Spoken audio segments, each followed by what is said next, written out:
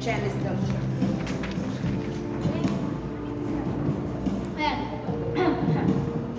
Good afternoon po sa inyong lahat. First and foremost, I would like to thank you all for coming today. And at first, Legally B was just the hashtag of my debut. But now, it became a title of a TV show and my own line of fragrance.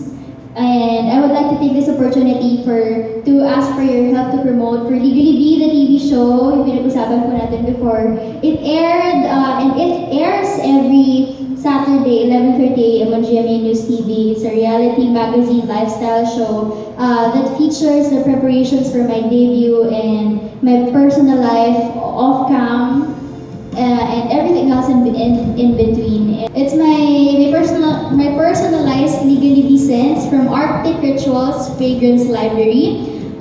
It is available in all of their stores nationwide for 250 pesos. It has 3 different scents that suits everyone's personality. I think you will receive them later. Meron pong